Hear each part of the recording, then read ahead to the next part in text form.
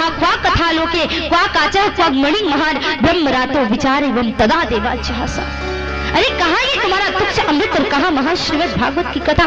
कांच और मणि की कभी तुलना नहीं की जा सकती और देवताओं को उस कथा से तिरस्कृत कर दिया गया। अभक्तस्य विज्ञान ददौ स कथामृतम श्रीमद् भागवती वार्ता सुराणामपि दुर्लभा।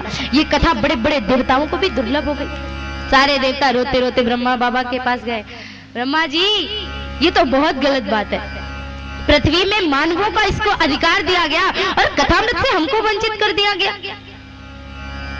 ब्रह्मा बाबा ने कहा कोई बात नहीं, पहले कथामृत का प्रभाव तो देखो कि परीक्षित की गति क्या होती है।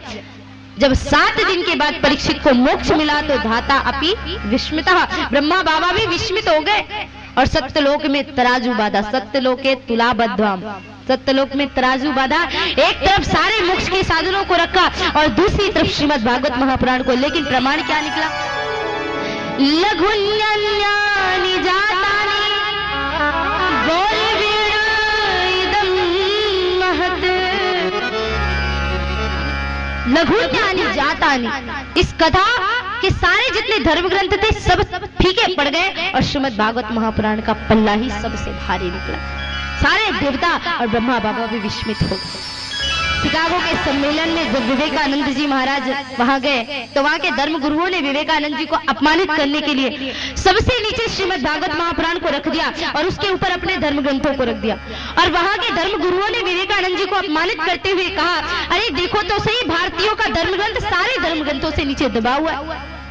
विवेकानंद जी ने कुछ कहा नहीं, सीधे गए और श्रीमद् भागवत महापुराण को सबसे नीचे उठा लिया। जो ही श्रीमद् भागवत महापुराण को उठाया सारे धर्म ग्रंथ अपने आप गिर गए। विवेकानंद जी ने कहा, सुनो, भारतीय धर्म ग्रंथ में इतनी क्षमता है कि किसी दूसरे धर्म ग्रंथ का भार सह सके, वरना दुनिया के किसी धर्म ग्रंथ में इतनी शक्ति नहीं जो भारतीय धर्म ग्रंथ का भार सह सके।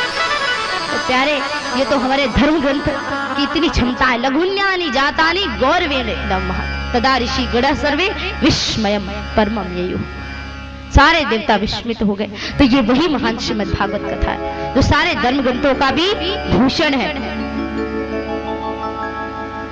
ये वही कथा है जो श्री नारद जी महाराज को सनकादियों ने श्रवण कराई।